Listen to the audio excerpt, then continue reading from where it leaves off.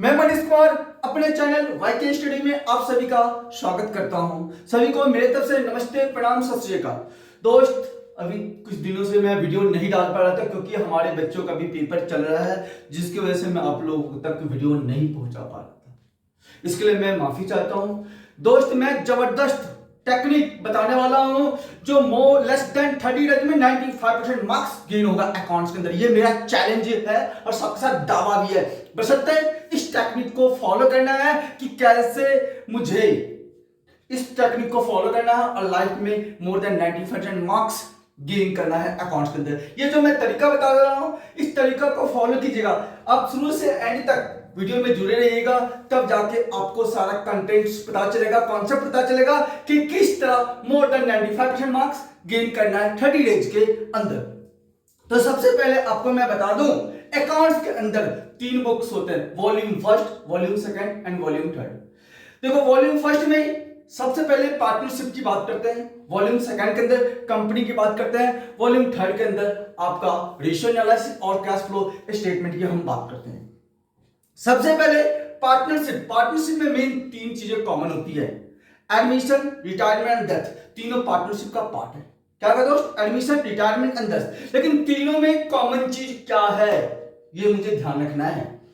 इन तीनों में कॉमन चीज क्या है दोस्त? इन तीनों में सबसे कॉमन चीज, एडमिशन के अंदर ले लो, रिटायरमेंट के अंदर ले लो, डेथ के अंदर ले लो, आपको रिवैल्यूएशन अकाउंट कॉमन एक अकाउंट्स है जिसके ट्रीटमेंट एडमिशन के अंदर भी होता है, रिटायरमेंट के अंदर भी होता है, डेथ के अंदर भी होता है। It means revaluation account banana must होता है। तो दोस्त, रिवैल्यूएशन अकाउंट में कुछ 8 या 10 इंपॉर्टेंट पॉइंट्स होते हैं। कॉमन नॉर्मल एंट्री तो सबको पता होता है। जो कॉमन एंट्री होता है उस कॉमन एंट्री को एक सिंपल सा पेज पे लिख लेना है। ये कॉमन एंट्री कहां से पता चलेगा, आपको आंसर कहां से मिलेगा? ध्यान रखना, जिस राइटर के बुक से पढ़ रहे होगे कोई बात नहीं, तो उसके इलस्ट्रेशन में इंपॉर्टेंट एंट्रीज होते हैं। साथ के साथ क्वेश्चन लिखा होता है, क्वेश्चन नीचे ईयर मेंशन होता है कि 2022 में आया था, 99 में आया था। उसमें से जो सबसे डिफिकल्ट पॉइंट होता है उसको एक पेज पे लिख लेना है और पेपर के टाइम पे उसको ध्यान से रीड आउट करना है और डेली बेसिस पे एक बार हल्के नजर मार लेना है कि किस एडजस्टमेंट का क्या ट्रीटमेंट होता है। Second point, partners capital account. Admission के अंदर, रिटायरमेंट के अंदर, डेथ के अंदर, तीनों के अंदर पार्टनर्स कैपिटल अकाउंट बनता है दोस्त। लेकिन तीनों में कॉमन चीज एक ही होता है, लेकिन थोड़ा सा स्लाइटली फर्क होता है। जो एडमिशन के अंदर पार्टनर्स कैपिटल अकाउंट बनता है उसमें आपका न्यू पार्टनर्स एडमिट करता है। रिटायरमेंट के अंदर कोई नया पार्टनर्स फर्म को रिटायर छोड़ देता है और डेथ के अंदर पार्टनर एक्सपायर हो जाता है। इट मींस जो बैलेंसिंग फिगर निकलता है एडमिशन के अंदर टू बैलेंस सीडी के नाम से आता है, लेकिन रिटायरमेंट के अंदर कॉमन चीज है, रिटायरमेंट के अंदर जो पार्टनर्स रिटायर होता है उस पार्टनर्स का बैलेंसिंग फिगर उस पार्टनर्स के लोन अकाउंट के नाम से डेबिट साइड में आता है।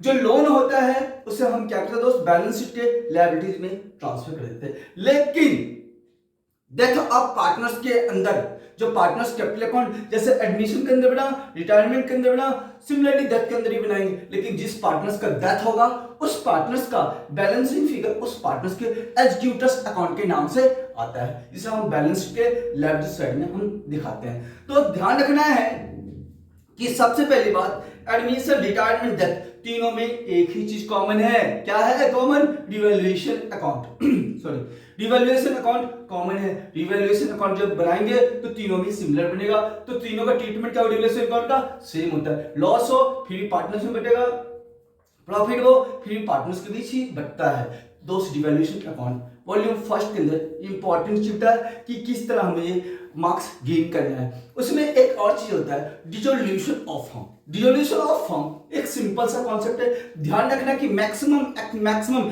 95% प्रोबेबिलिटी होता है आपका जर्नल एंट्रीज आने का। जो जर्नल एंट्रीज है लास्ट पिछले 5 साल का उठा के आप सॉल्व कर लेना और उन मुश्किल से 5 सालों में कितना दोस्त 10 एंट्रीज होती है, 20 एंट्रीज होंगी। 20 एंट्री को एक पेपर पे लिख लेना है और आराम से आधे घंटे टाइम इन्वेस्ट करना है और उसका आउटपुट बहुत बड़ा, आप जितना सोचोगे ना उससे ज्यादा आपको आउटपुट मिलेगा। वॉल्यूम नंबर हम सेकंड की बात करें, कंपनी। कंपनी में गारंटी के साथ चैलेंज करता हूं मैं, आपको 3 टॉपिक पढ़ लेना। Number 1 pro rata, number 2 forfeited of shares, और third is the purchase consideration other than cash. ये 3 टॉपिक से क्वेश्चन रेगुलर बेस पे आता है, 99% चांसेस होते हैं इंग्लिश आने का। जो आपका कंपनी से रिलेटेड इस वीडियो के लिंक में आपको मैं डाल दूंगा, आप कंपनी से रिलेटेड सारे का सारा वीडियो मैं लिंक में डाल दूंगा, जिससे आपको वहां से कॉन्सेप्ट प्रोराटा से रिलेटेड, फॉरफिटेड से रिलेटेड, परचेज कंसिडरेशन से रिलेटेड पॉइंट आपको मिल जाएगा, जिससे आप 1 घंटा देख लोगे ना। सिर्फ 1 घंटे की बात करता हूं। एक आपका लाइव स्ट्रीम है कंपनी का जो पूरे कॉन्सेप्ट बताता है। आपका फॉरफिटेड से रिलेटेड आप मेरे चैनल पे जाना, आपको 1 to 7 या 8 वीडियोज मिल जाएगा जो फॉरफिटेड से रिलेटेड है। 7 या 8 केस है जो आपको मेरे चैनल में मिल जाएगा। आप वहां से केसेज बाय आराम से स्टडी कर सकते हो, और मैं गारंटी लेता हूं कि आपको सारा का सारा कॉन्सेप्ट क्लियर हो जाए। यदि आपको मेरे कॉन्सेप्ट में कहीं दिक्कत हो, कोई परेशानियां, तो आप मुझे कमेंट करके पूछ सकते हो, सर जी ये आपने एंट्री कैसे करा है। तो सबसे पहले हमने कहा वॉल्यूम सेकंड के अंदर कंपनी आता है, उसमें सबसे पहला पॉइंट प्रोराटा का आता है, दूसरा फॉरफिटेड ऑफ शेयर्स का आता है, थर्ड परचेज कंसिडरेशन जो पेपर में गारंटी है जो आता ही आता है। नेक्स्ट बात करते हैं वॉल्यूम थर्ड के अंदर। वॉल्यूम थर्ड में 2 आते हैं, रेशियो और other is the cash flow statement. Ratio के अंदर मेनली कॉमन रूप से जो पेपर में आता है आपका inventory turnover ratio, data turnover ratio और एक्टिविटी टर्नओवर रेशियो। उसके बाद आपका नॉर्मली क्विक रेशियो और करंट रेशियो जो 2-2 नंबर में आते हैं। ध्यान रखना है कि जितने भी आपको रेशियो, मान लो कि फॉर्मूला याद नहीं होता है, जैसे लिखा है डेप्ट इक्विटी रेशियो, स्टार्टिंग में आता है डेप्ट, बाद में इक्विटी, मींस डेप्ट डिवाइडेड बाय इक्विटी। ध्यान रखने वाली बात है कि जो आपके हेडिंग है उस हेडिंग में ही आपका फॉर्मूला छुपा हुआ है। उस फॉर्मूला को कैसे हम यूज करके दिमाग लगा सकते हैं कि कैसे इस फॉर्मूले इस स्टेटमेंट से हम कैसे फॉर्मूला हम बना सकते हैं। आपके दिमाग में आप थोड़ा सा दिमाग लगाओगे, कॉमन सेंस लगाओगे, तो बड़े प्यार से आपका फॉर्मूला याद करने की जरूरत नहीं पड़ेगी। दूसरी बात cash flow statement, last topic होता है वॉल्यूम थर्ड का cash flow statement. Cash flow statement का जब हम ऑपरेटिंग एक्टिविटी निकालते हैं तो उसमें सबसे पहला पॉइंट तो difference between current year minus previous year profit. ये तो कॉमन चीज है, हम लोगों ने पढ़ रखा पहले भी, और सभी टीचर जितने गुरुजन होते हैं सभी लोग बताते हैं। लेकिन एक कॉमन चीज बता रहा हूं, प्रॉफिट एंड लॉस अकाउंट के जो डेबिट साइड के जो नॉन कैश आइटम होता है उसको हम लोग प्लस करते हैं, जो इनकम आइटम होता है उसको हम माइनस कर देते हैं दोस्त। उसके बाद मैंने एक कॉन्सेप्ट पहले भी बताया था, दीदी अल्लाह का। देखो दोस्त, मैंने कहा था दीदी अल्लाह, दीदी अल्लाह मीन सबके पीछे सीसी लगा दीजिए। It means decrease in current assets, increase in current liabilities plus होता है दोस्त, और decrease in current liabilities increase in current assets minus होता है। ये रामबाण तरीका है आपका कैश फ्लो स्टेटमेंट का। ये क्या दोस्त, रामबाण तरीका है क्या, कैश फ्लो स्टेटमेंट को भी ऑपरेटिंग एक्टिविटी का। ऑपरेटिंग एक्टिविटी सबसे इंपॉर्टेंट चीजें हैं, लेकिन इसमें कुछ एडजस्टमेंट होते हैं। कुछ adjustment just like a provision for tax.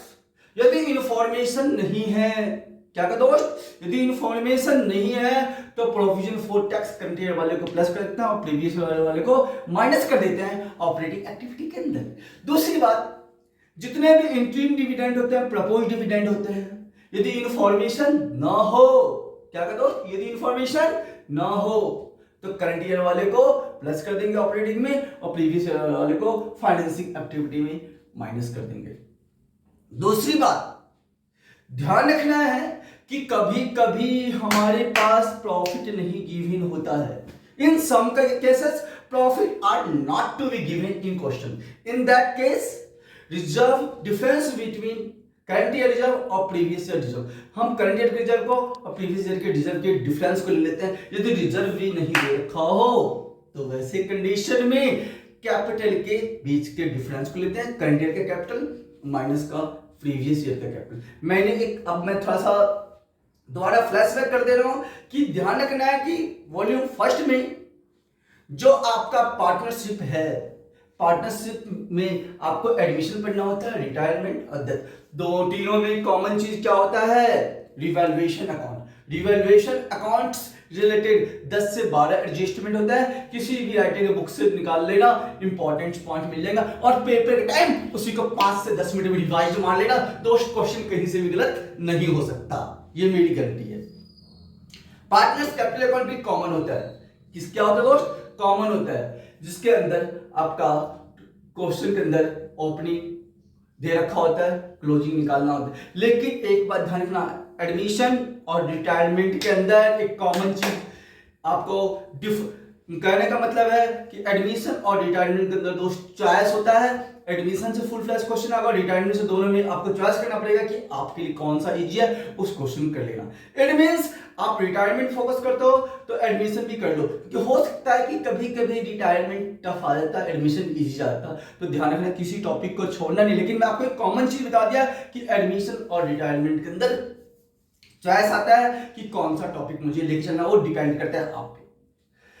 ध्यान रखना, डिविजनल फॉर्म में जर्नल एंट्रीज और फुल फ्लैश क्वेश्चन के बीच ऑप्शन आता है, डिपेंड करता है आप पे कि कितना उसको आप ध्यान से पढ़ते हो, जर्नल एंट्री ज्यादा लेके चलते हो या फुल फ्लैश क्वेश्चन पे लेके चलते हो। ये दोस्त कुछ टिप्स थे, आप प्लीज अपने ऊपर अप्लाई करके देखिएगा, आपको इसका रिजल्ट आउटपुट अच्छा दिखेगा। 2 से 4 दिनों में आउटपुट दिखने लगेगा कि हमें कुछ नहीं आता था, आज मुझे इतना आता है कि मैं आराम से मोर देन 95% गेन कर सकता हूँ। Thanks for watch my video. जय हिंद, जय भारत।